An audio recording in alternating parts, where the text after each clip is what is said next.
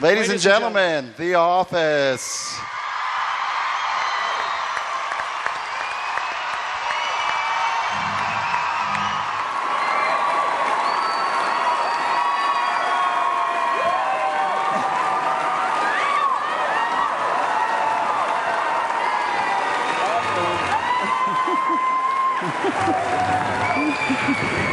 Oh my God.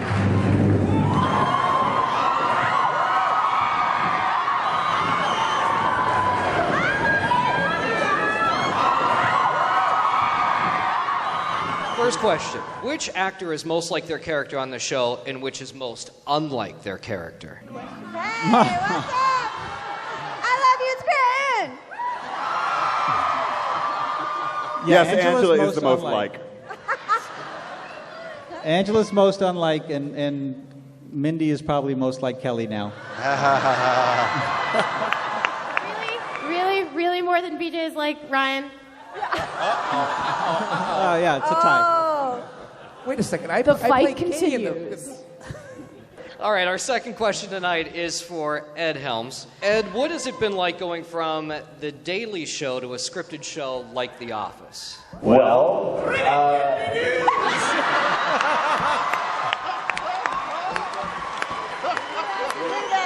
my God.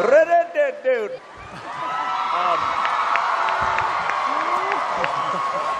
Did that answer your question? It's actually a very simple answer. They're both an absolute blast, and I'm incredibly proud to be a part of both shows, but they're totally and completely different. On The Daily Show, we all the correspondents played just sort of snarkier versions of ourselves. And on The Office, I get to play a much more three-dimensional character that I like to think is very different from myself. And I hope you guys will back me up on that. But yeah, so it's very different, but really fun.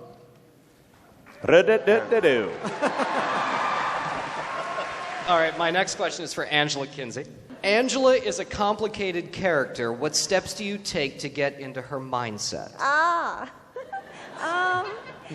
Brian would say I just be myself, huh? No, I guess I ride Brian and Oscar pretty hard over there in accounting. That's what she said.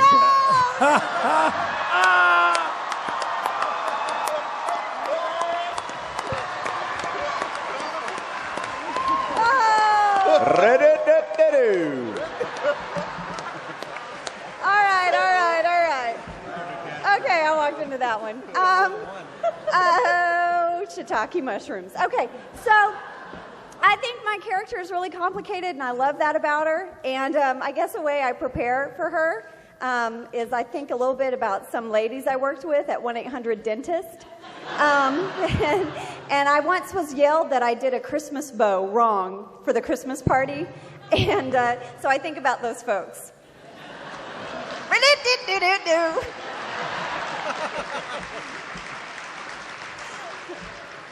Brian Baumgartner, ladies and gentlemen.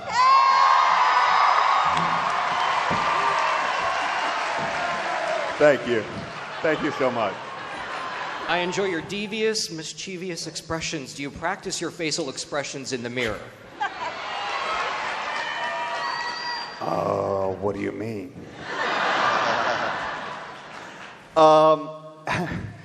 Actually, I would say no to that, but there was one facial expression that Greg Daniels, actually, who was directing an episode, I don't even actually remember exactly what the expression was, but it was some sort... Oh, I don't remember exactly what it was. It was a moment from the season premiere this year of Fun Run where Kevin believes that Pam and Jem are dating, and they have an exchange together that is very innocent, that Kevin thinks is bull honky. So the description was something like with utter shock and outrage or something, and I wasn't getting that specific facial expression. So Greg took me into the bathroom. Greg and I went into the men's bathroom That's what together. She said. No! No!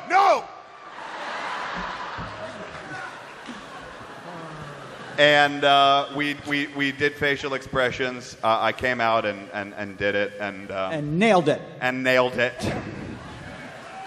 Thank you. Do-do-bip-boo-doo. My next question is for Melora Hardin. Which do you prefer playing, repressed Jan or domestic goddess Jan? Wow, I like that. Jan is an amazing character to play in any incarnation, to be honest. And I just love the many incarnations of her. Really, the way that she's started and sort of evolved. It really started as this very tight-laced corporate woman who turned out to be what she is today. Is a beautiful and complicated collaborative dance that I really consider to be involved with the writers and myself, and it's very exciting. I can't say enough about what a pleasure this character is to play and what meat I have to sink my teeth into. That's what she said. Okay. No, it's great. I don't know. I can't say like I like the domestic one better than the corporate one or vice versa. She's complicated and exciting in any mask. Oh my.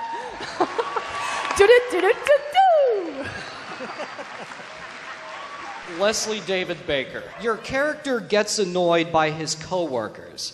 How do you keep a straight face? I find myself biting the back of my tongue an awful lot to make those very dour and sour faces. I've heard more this weekend that you're smiling. My gosh, we never get to see you smile that much. We didn't know you had a full set of teeth. We never see you smile so much. I do a lot of thinking of dead dogs, cats, animals, anything to make me just, to get me into that dour, repressed, very sour place. So, yes. But today I'm happy.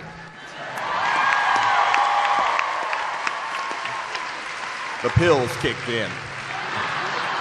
Mindy Kaling, do you have a preference to writing or acting in the shows? I'm going to answer like the kid who has to decide which parent he wants to go with in the divorce. And I'm going to say that I love them both, and I feel like the luckiest person in the world to get to be able to do both things and to get to be paid to do both things. It's amazing. And I will say, though, as a writer, you get to be a little bit more of a slob, which is fun. Like if you could see our writing staff, like we get in at 10, we get to wear whatever kind of crappy clothes we want to wear, and we stay late. Whereas acting, it's like 6 a.m., trying, getting into hair and makeup. It's a lot tougher in a different way. But both are really awesome. That's my boring answer. Next question is for Craig Robinson. This question for Craig. Daryl. Are you going to be around even more in future episodes, and will there be more to the Kelly-Daryl storyline? To the first question, please God, yes.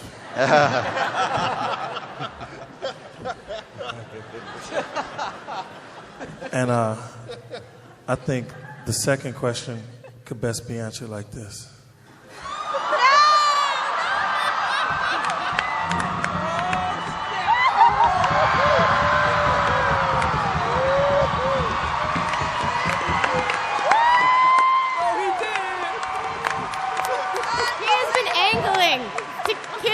For the past 14 hours, anytime we get in front of a microphone, he's like, "Where's Mindy? We got a kiss." This answer can only be... People are like, "Craig, where are you from?" He's like, "This can only be answered with a kiss. Where's Mindy?" "Hey, Craig, what would you like to have for dinner?" "I'd like a kiss from Mindy Kaling."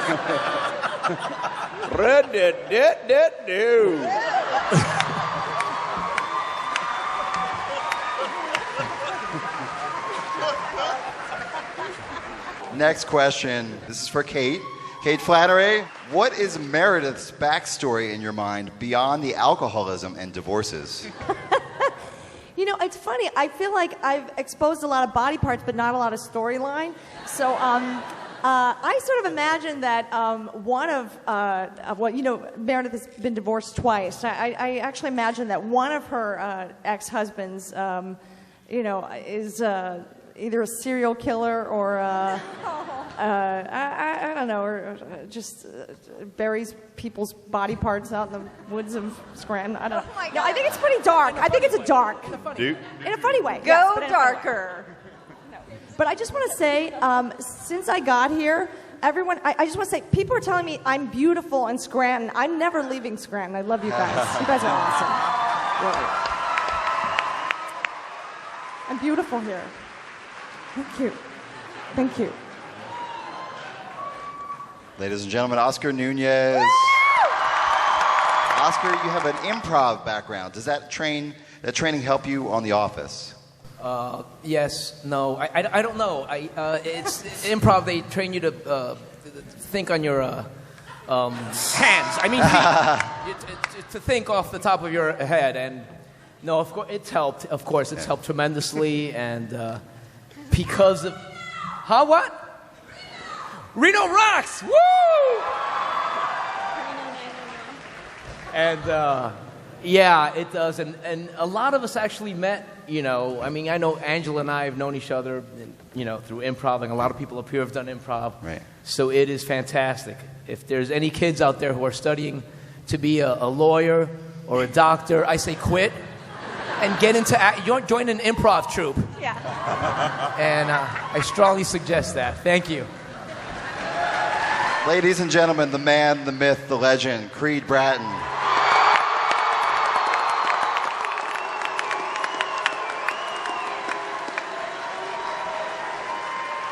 Question for Creed. How much real Creed is in the character Creed? When I first passed out in the back of a Greyhound bus in Los Angeles, I woke up in Scranton. An Ed truck found me eating out of a dumpster, took me to a soup kitchen, introduced me to a young salesman he had just hired, Michael Scott. And they showed me the ropes. I was horrible at sales, but they took a pity on me and allowed me to go into quality assurance, where I found a little niche. And that's 90 seconds. And basically, that's as far as I go, guys. But I stopped carrying a long time ago. To answer that question, Creed doesn't actually know this is a TV show. No, he doesn't. Very good. Phyllis Smith. Mrs. Bob Vance. The question is, you used to work in casting. Does that help you as an actor? I think absolutely. Yeah. I was honing a craft that I didn't know I was honing at the time, because I had no idea that my path was going to go this way. Right. So I have to thank all the actors up here for helping me as I auditioned you through the years. Andy, I used to see Andy all the time in the room, and so yes, that's where I honed my craft, was from fellow actors. Excellent. Absolutely. Mr. Bobby Ray Schaefer, Bob Vance. Vance Refrigeration.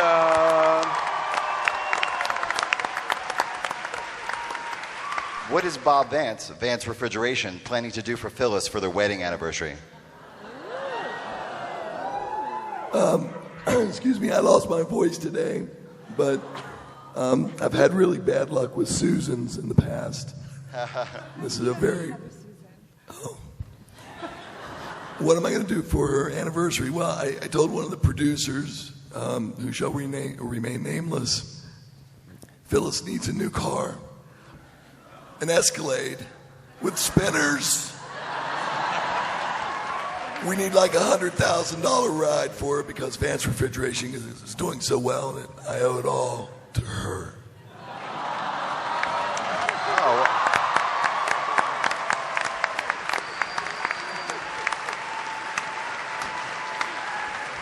Ladies and gentlemen, let me introduce you the CFO of Dunder Mifflin, Andy Buckley, David Wallace.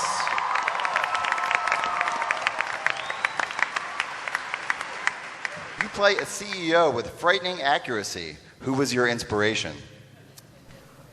There's a local Merrill Lynch guy named Roland Greco who's in the audience. He was one of them. No, it's a whole hodgepodge. I don't know. I just tried not to move too much. Just tried to sit where they told me to sit and tried not to get fired. So, that was my inspiration. Don't get fired. Come on. This is fun. This is too much fun. Thanks, Andy. We're back to Greg here. I see similarities between MASH and The Office. Are any of the production staff fans of MASH or consider it an influence? When we were shooting the episode The Fire, we kept hearing helicopters that would interrupt takes. And I know MASH is supposed to be in Korea, but it's set in the hills of Los Angeles, and we're trying to mimic the lush, forests of Scranton in the same dusty hills of Los Angeles. Dwight and Angela were once compared to Hot Lips Houlihan and yeah, Frank. there you go. So there's that one little thingy for you. Thanks so much for your help, Angela. Ed Helms, you went to high school with Brian. Did you guys know each other in high school, and is it weird to be working with him now? Yes, we knew each other in high school. Brian and I went to high school in Atlanta, Georgia, and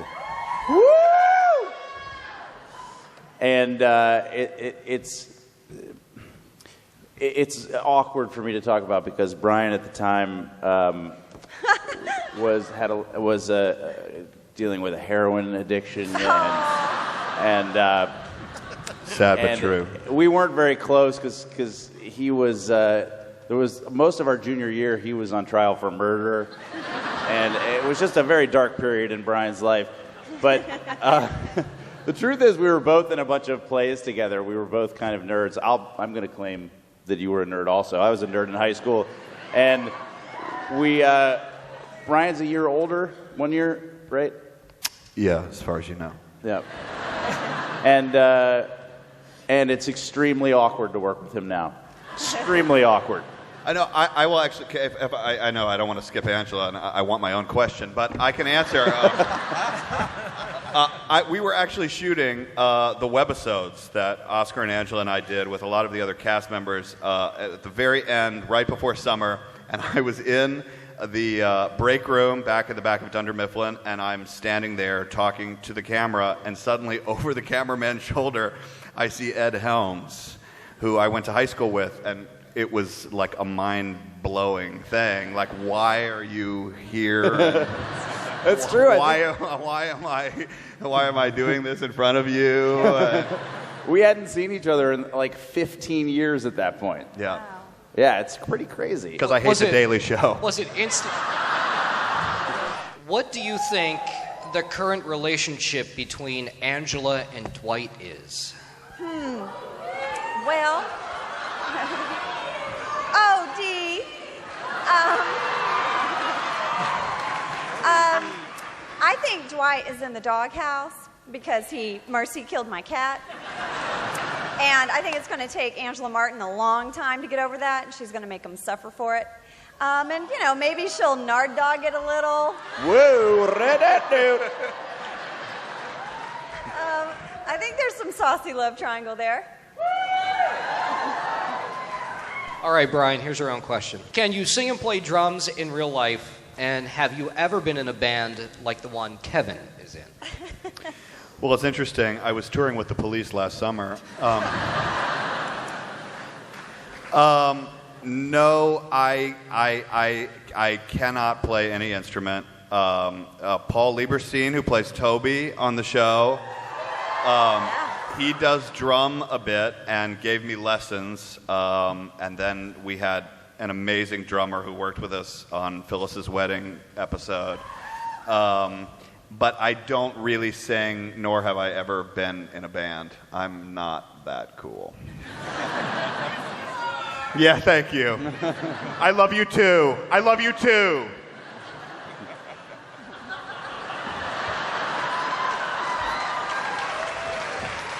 Melora, you have a great singing voice. Would you want Jan to sing on The Office? Well, first of all, thank you for the compliment. I don't really think it's appropriate for Jan to be the kind of singer that I am.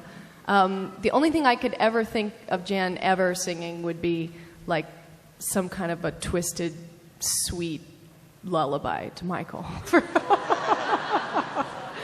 Which would have some kind of strange double entendre to it.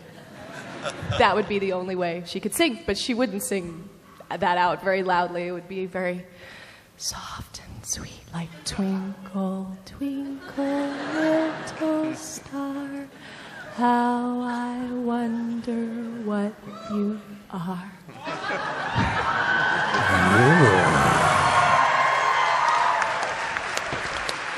Leslie, who is Stanley's least favorite person in the office? Wonder who that could be. Of course, it would probably have to be Michael. Yes. What else you got? That's it? That's it. I don't write the questions. They're given to me. All of that, and that's all you got for Blame me. Blame the Nothing writers. else. Just Blame the nothing writers. Sitting perched on the ledge. Leslie, and that's it. has anyone ever told you that your character on The Office is a little bit like Eeyore? Yes, they have. Thank you very much. I hope to come up with a better question next time around. I'll work on it. I'll be waiting. All right.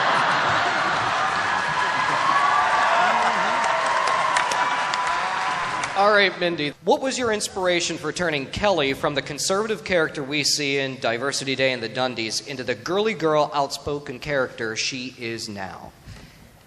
Okay, well, if you see it from my perspective, I was hired as a writer on the show at 25, single girl living in Los Angeles.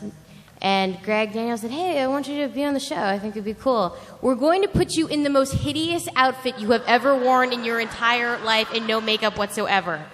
So I'm like a crafty woman who was seeing Greg all the time and then who was busy with other things. And it was just sort of relentless. Over the course of the years, just be like, hey, Greg, I thought maybe instead of this buttoned-up puritanical outfit, I'd just be wearing like kind of a low-cut pink top. And he'd be like, I'm too busy, just do it. So I think that it was, I'm joking, but there was a little bit of me wanting to be a little bit less, because I don't know that person really, the like buttoned-up 25-year-old girl, but I do know the kind of like frilly pink teenager girl, because she's, as Greg said, a lot like my own personality.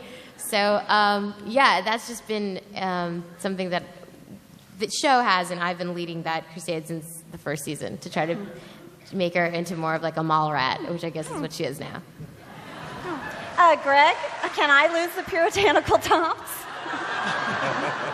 I counted. One of my tops has 32 buttons.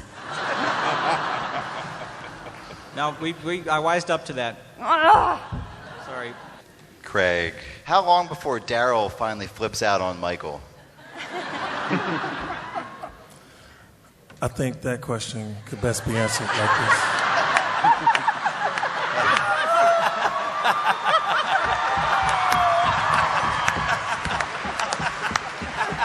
And it works every time. I'm like, got it, tongue kiss Craig. Daryl is too cool to flip out on Mike. I think. Dinkin' flicker. But Mike does push his buttons, but Daryl is just, he's a few steps ahead, so he comes into work prepared. Question for Kate. What was your reaction when you were told you were going to be run over by Michael? I actually asked our producer, Kent Zbornak, if I was actually going to live. And he said to me, this isn't all my children. And I was actually very relieved to get to do my own stunt. And actually, Kent Zbornak did the stunt first to show me that it was okay. And I kind of got sort of competitive with him, and I thought, I could do that. I could do that better than he can. And I actually got a little nervous when we were shooting it, and Greg was directing that episode, and I kept sort of flinching when I was hitting the glass, like any normal human being would. And I remember Greg Daniels took me behind the warehouse, and he was just trying to, kind of get me out of my head, and we just did a bunch of jumping jacks, and it was like one of the greatest moments of my life. It was really awesome. It was. I have another question for you. Can I sign your cast? Get in line, pal. The next question's for Oscar. Has Oscar broken up with Gil yet? And who would Oscar date if he were to try girls, as he mentioned in season 3?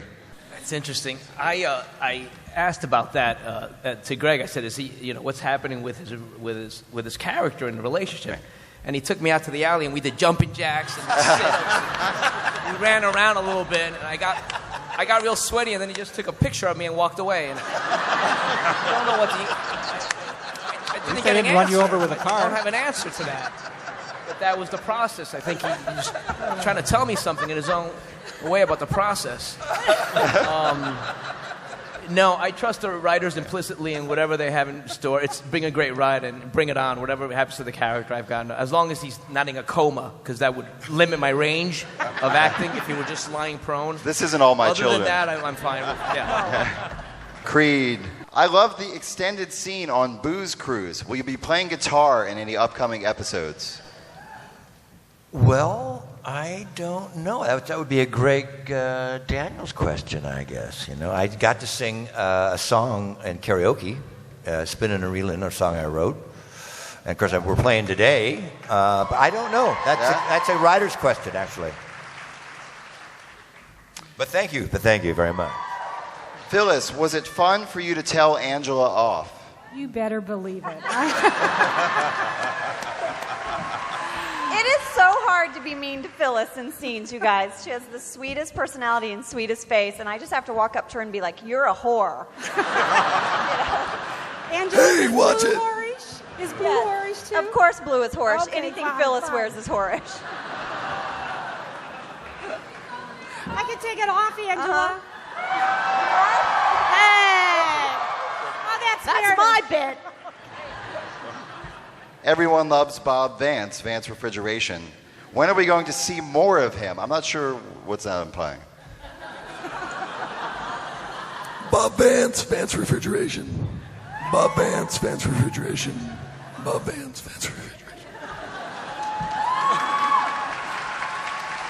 For Andy, how do your clients in your real office job, if those who don't know, Andy actually has a job that's not acting, a day job, and he's a very accomplished actor still. But how do your clients in your real office job react when you realize they realize you're on The Office?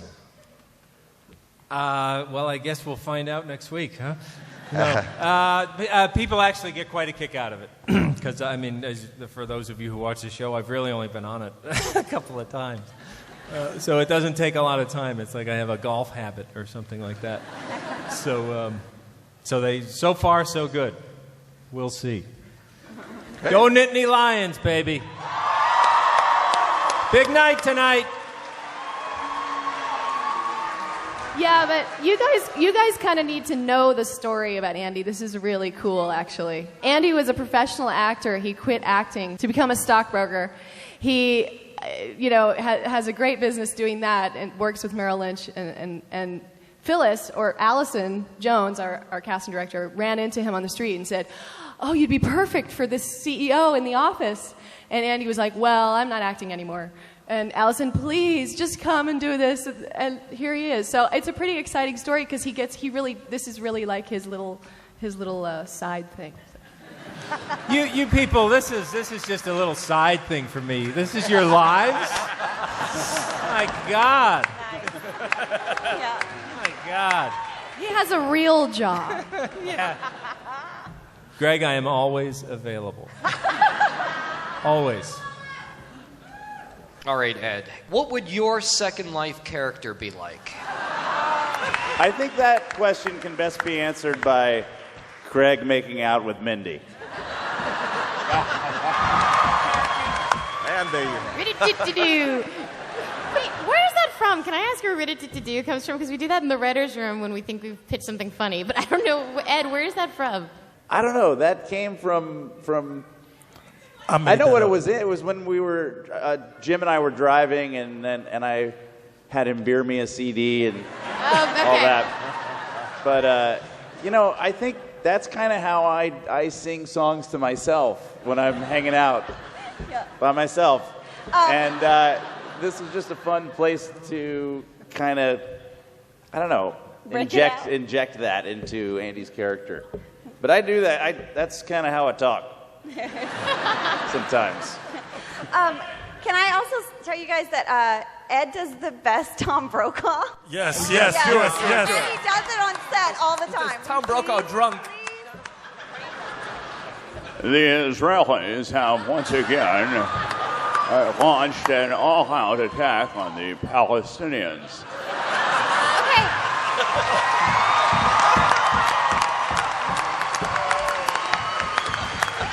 Thank you. Angela, you are very involved with the fans, writing your blogs, communicating via MySpace, and it's appreciated. Why is that important to you? Well, what a thoughtful question. You know what? I mean, when the show started out, we definitely felt like the little engine that could, you know, like we were really searching for our audience, and we were so proud of the show. And it's great as an actor. We often do a lot of shows that you're like, maybe tune in, maybe don't. And this show we were so proud of, and we wanted to get the word out. Jenna started a blog and on MySpace. Yeah, Jenna Fisher. And she set it up for me. I don't know much about computers. I didn't know how to do it. And then she set one up for Brian, and we started to blog each week, like behind-the-scenes stuff. Brian blogs as his character, Kevin Malone. And I thought I'd blog as my character, but then I was like, she probably thinks the internet's witchcraft. And she certainly wouldn't be talking to inappropriate strangers. So it was a way to really connect to the fans and reach out to everyone. And we're still doing it because we love you guys. We love that you support the show and love it. All right, Brian, in a game of around the world basketball, who would win, Kevin or Jim? Kevin/Brian has and will.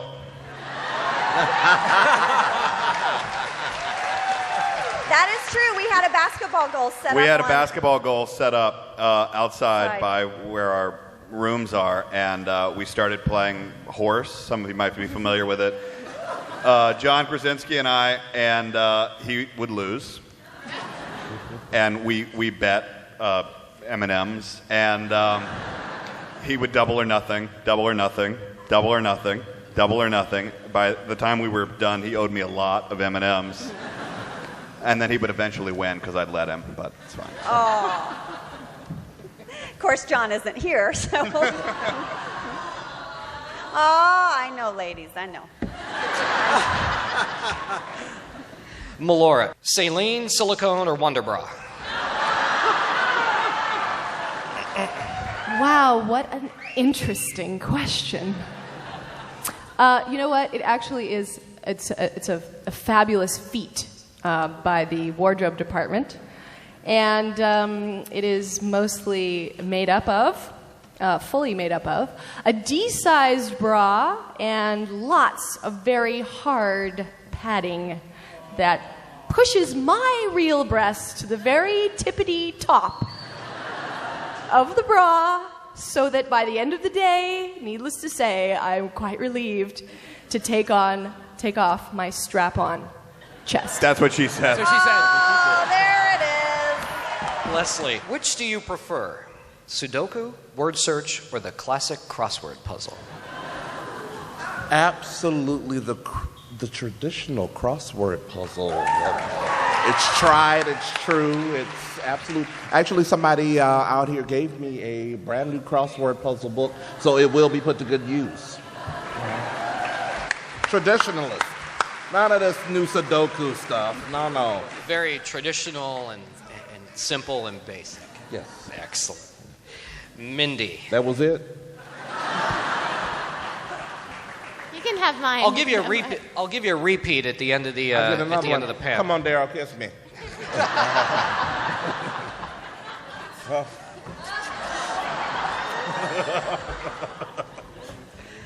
It seems like The Injury was a popular episode. What was your inspiration?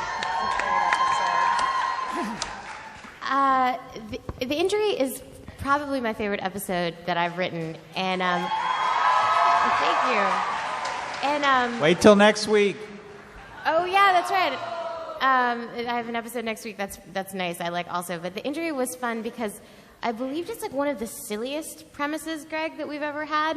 You know, you have these. It came after like, you know, Booze Cruise, where they go on a work cruise and two people can, you know, there's all these fraught moments. And then this one where it's like, let's build an episode around Michael's grilled foot.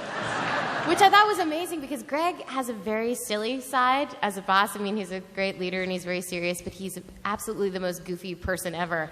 And when he attaches to something, like, I think the original idea was that Michael had fallen asleep in the sun and had sunblock all over him except for his foot. And it started off as a sunburned foot. Greg, is that correct? Is that how it started? I think so, right? You pitched it, didn't you? I don't remember. It was just a long time ago. And actually, the name of the episode was called My Grilled Foot for the longest time, until we thought that might be too weird for people to want to tune in and watch that. But yeah, no, I was amazed and excited that we could base a whole episode that was basically about disabilities around Michael's crazy disability of having to eat bacon every morning the first thing when he wakes up. So it was a pretty silly premise, and it took Steve Carell like a 2-minute talking head to make it sound plausible. Oh, that's my favorite talking head he's ever done, where he's like, "Sue me, every morning I like to wake up to the smell of bacon." But Steve, I remember when we sat and when he read it, it's like he's such a genius because there's about 7 crazy things that he's just like, and yes, every morning I have to have 7 strips of bacon, and no, I don't like to go to my kitchen to do it. It has to be in my bedroom. And he just like railed through it, and it was like, next Minnie, give me something else.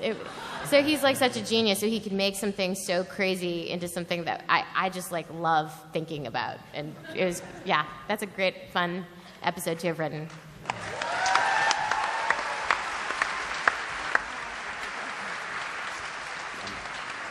Question. Kiss him.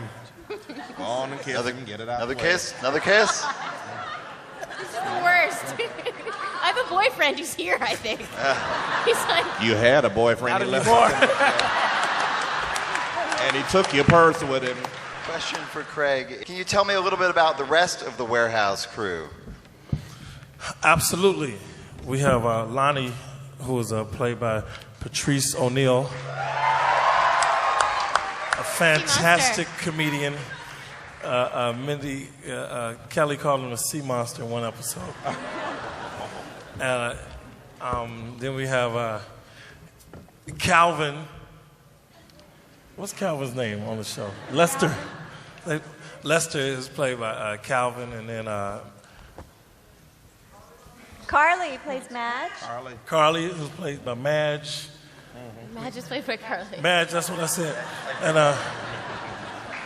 And then the other guys. So Craig has no idea. He just breezes in with his Hummer with his like 6 toes around him and just shows up for set. He has no idea who he's acting with. Somebody wants a kiss. Yes, sir. It's a hard-working, tight-knit crew, and we do all kind of fun activities down there and listen to music. Kate? Can I just state that was the first response that didn't get any applause?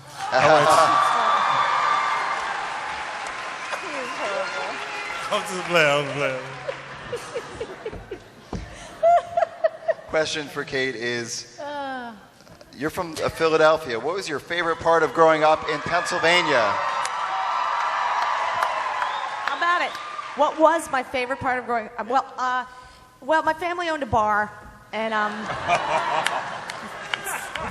you know, you got to be careful what you tell the writers on this show, because I did not start out as an alcoholic. But yeah, I know my dad's bar was like a total old man bar filled with characters. I mean, there was a guy that broke into my dad's station wagon and fell asleep, and when my dad found him, he did what any normal man would do. He gave that guy a potato peeler and a job for the next 25 years. So yeah, no, I got to tell you, this is so great for me to be back in Pennsylvania. There's so many people who go to the University of Scranton who went to my high school, Archbishop Carroll. I met with a bunch of them yesterday. They're awesome. And this is very surreal. And I'm so excited to go to the State Store and to go to the beer distributor. This is awesome. While we're on the subject of kissing this afternoon, Oscar, in Gay Witch Hunt, how many takes did you have to do of the infamous kiss with Michael? We weren't supposed to kiss. We weren't supposed to kiss. We were just supposed to hug. And in one of the takes, he came in and he was real close, and I'm like, he can't. It's too close. He's too close. He's not gonna go this way or that way. I'm like, yeah, here he comes. and he kissed me, and I saw fireworks. Relax, calm down. Please, calm down. We're all adults here, and some children sprinkled. And he kissed me, and we're kissing, and I knew it was funny, and I'm thinking, oh, these people, they must be dying. And the cameras were on us, which was great, and then we edited around it, but there were a lot of the cast was laughing, and how could you blame them? And it was really funny. It was really funny, and it's cool. It was a great day. Question for Phyllis is, what is the key to competing in Olympic-level flonkerton? Well, you have to practice a lot. That's how I broke my ankle is I was practicing for the Olympics here, and I fell off my flonkerton box. And it's persistence and good balance. You have to have really good balance and two guys that can lift you up and help you across the line. And Phyllis was a dancer. She was a serious dancer, man. She was awesome. You know how to shake it, lady. I would shake it now, but I can't because I can't stand up. Phyllis, question for Bobby Ray. I imagine you must go around and people say Bob Vance Refrigeration back to you. Do you get tired of hearing that? Bob says no.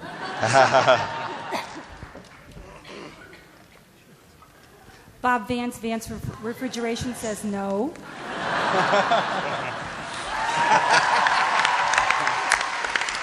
Question for Andy Buckley is, do you ever get tired of hearing Bob Vance Refrigeration?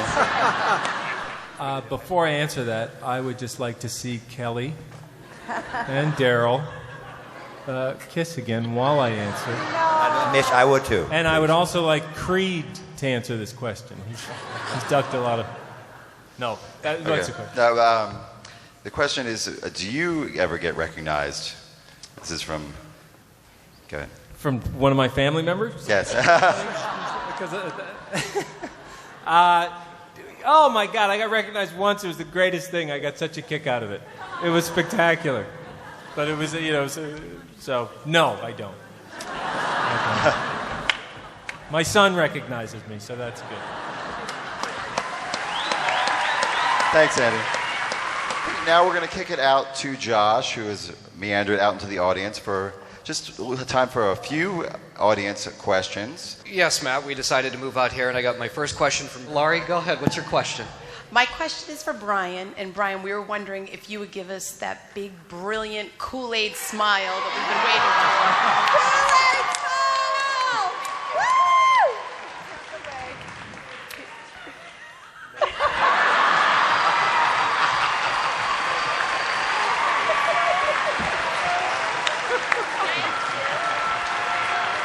So freaking goofy. Hey, Ed, I was wondering if you can finish this phrase. Give me a break. Give me a break. Break me off a piece of that. Football cream. I brought you a Kit Kat bar. Okay, I don't know why, but... All right, for Creed, if you could be any kind of animal, what kind of animal would you be and why? Here we go. Not an iguana. A meerkat would be interesting. I think if I could be any creature, I'd be a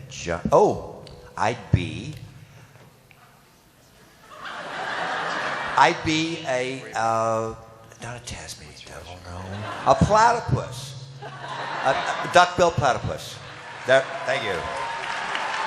Part of the reason that I love the show so much is because Michael can make things so uncomfortable, and the most uncomfortable episode for me to watch is Phyllis's wedding.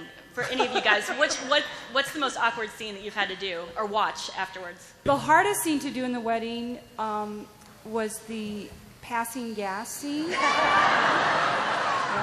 We couldn't get through. Every time he would say the word pungent, he would just start to pucker and say the part of it, and we would break up. Let's see. As far as the awkward part was when we were on he was talking about us behind it. Pardon me? Oh. Well, he said Easy Rider. I had actually, that scene, I started tearing up. As an actor, I was tearing up. And after it was over, the writer, Caroline Williams, came up to me and she says, Phyllis, are you okay? And I said, yeah, I'm fine. And she goes, oh, I'm so sorry he made you cry. And I said, what are you talking about? I was acting. I'm not crying. And so that was awkward for them. It wasn't for me, though.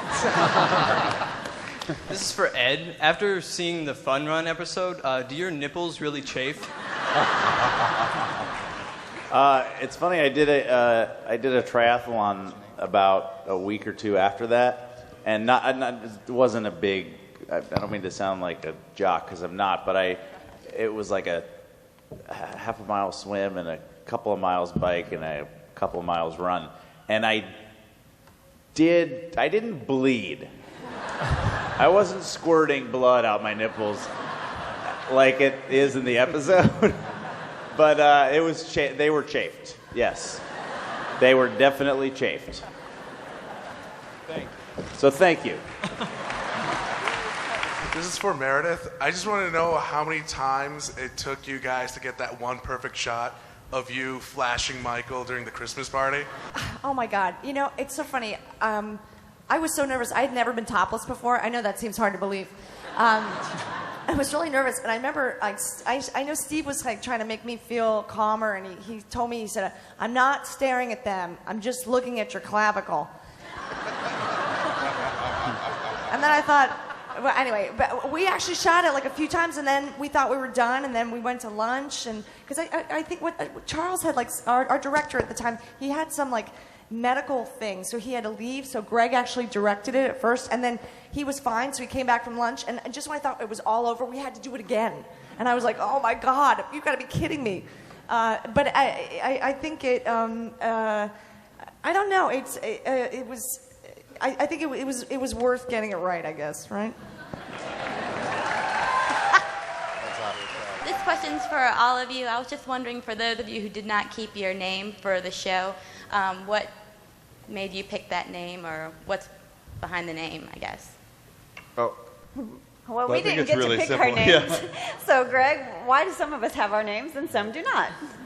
Okay, so I'm just by nature very lazy, and I shifted names that were in the English version as pretty much not very much. Tim became Jim.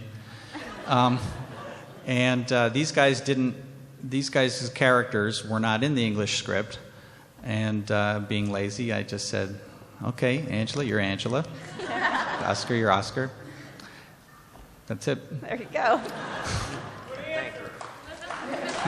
No, but wait, Greg, you went to college with an actual Jim Halpert and an Andy Bernard. Well, yes, that's true. Andy Bernard and Jim Halpert are two actual friends of mine from my school, like elementary school. And yes, they love seeing their names. My question is for Phyllis. When you were talking about disclosing relationship information to HR, you asked about a one-night stand. I want to know who the one-night stand was with. I don't think I should disclose that.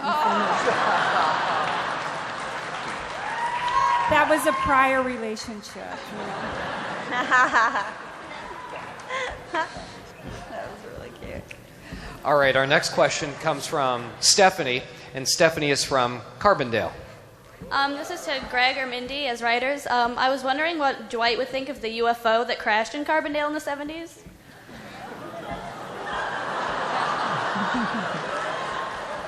I think he's got a piece of it at his farm, probably. He either utterly believes in it or thinks it's like a giant hoax. Like I think he's on one side or the other with it. That's amazing. How remiss of us to not have known that. Is there any other alien landings or other things? Leave notes for me at the Radisson, and I'll claim them as my own. Can I ask how many people in the room is their first time in Scranton?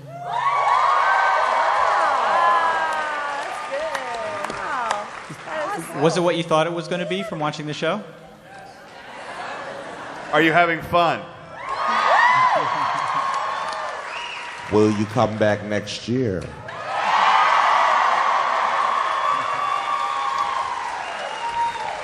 My question's for Angela, and I wanted to ask, who's more boyfriend material, Andy or Dwight?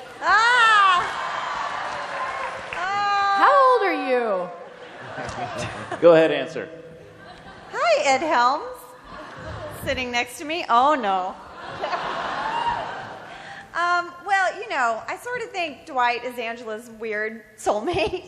Yeah, so, sorry. But, you know, she's going to check out the Nard dog for a little bit, I think. I have no idea what her previous relationships are like, but I think that Dwight and her are so perfect on paper. They're both like militant. They like clipboards and bossing people around, and they take work way too seriously. So I think for her, possibly, in my opinion, Dwight. Yeah.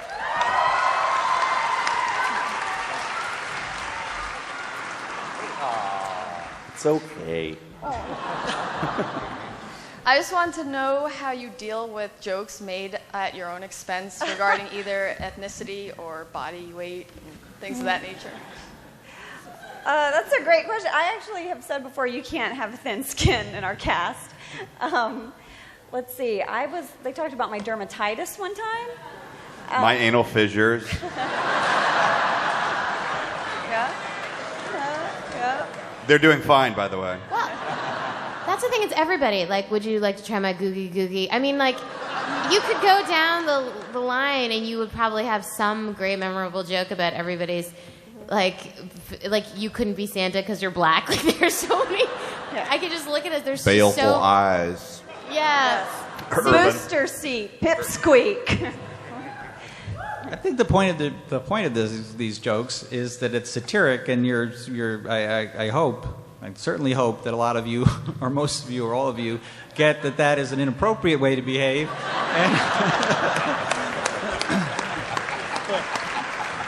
I just have a little story. The actor named Toby Huss, who plays the grandfather on King of the Hill, went home one time to his home in Iowa, where his parents are, and this woman that he met, an old woman who said that she hated the show because her husband loved the Cotton Hill character, who's a complete misogynistic, old-fashioned person, and that her husband kept slapping her in the butt and saying, "Women, bring me my sandwiches," and it was horrible. We were like, we didn't mean for that to be imitated, but. Hopefully the idea behind the satire is that's a mistake. Hi, guys. My question is actually for the entire cast. I just wondered how you guys felt being a part of something that was able to do this, bring people together from around the world. I just had a thought, actually, like a minute ago. I looked around and said, this is happening right now. And it is overwhelming and so beautiful. And then when Greg asked who's here, first time to Scranton, so many people clapped. It was like, it's overwhelming. Thank you. God bless you all.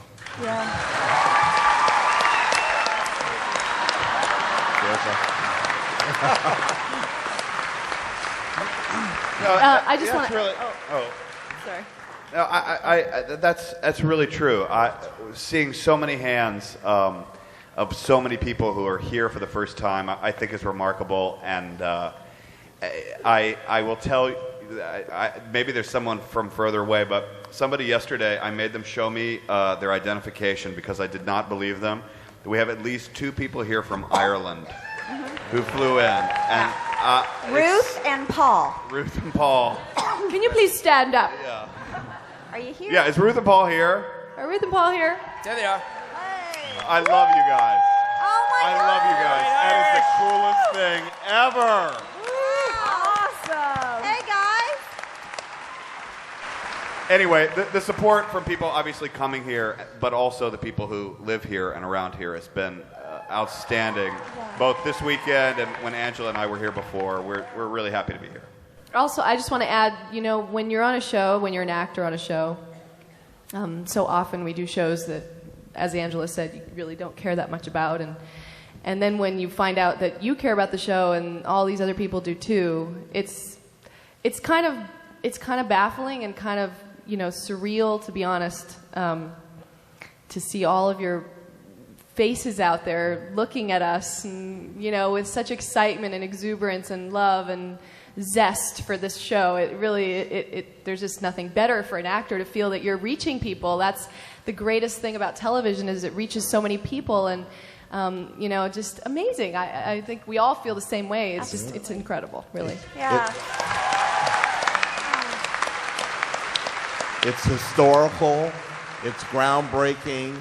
You are helping us make history. You are making history by being here. We'll look back on this years from now, and we'll be able to say we were all in Scranton together. That's right. And we had a good time. That's right. And how many TV shows can you say that about in this day and age? Right. Not many. Not many. I definitely think no matter what we do with our careers from here on out, nothing will compare to this. Really, I mean, an office convention in Scranton? I mean, come on. It's amazing. Ed, my question's for you. What does it feel like for your character to be the only one that survived Willy Wonka's chocolate factory? I can sum that up in one word: Dawsome.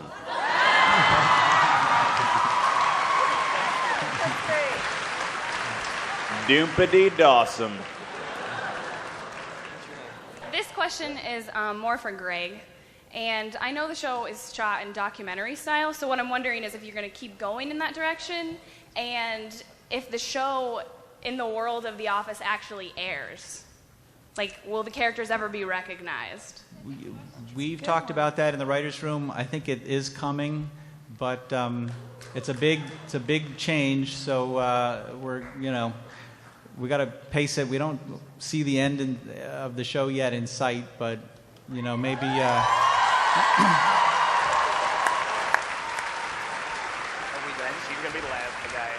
Yeah, so not for a while. Not for a while, but it's not just documentary style. It's, obviously the cameras are there. Everybody knows that they're there in the room. So I don't think we can really shift it because they've actually gone to Scranton and filmed this for 4 years. But that's how it happens in documentaries. Sometimes it takes a long time to get all the footage you need. Sometimes it takes 10 years. Planet Earth? Yeah, really. My question is for everybody. I was just wondering, if there's one thing you guys all want to do before you leave Scranton, what is it? I want to have a drink with each and every one of you.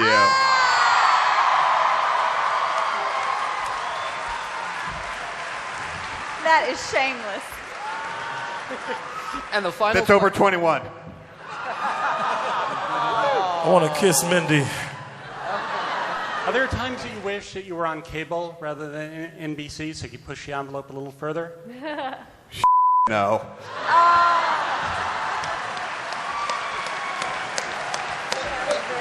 Good night, everybody. Thank you, Scranton. Thank you.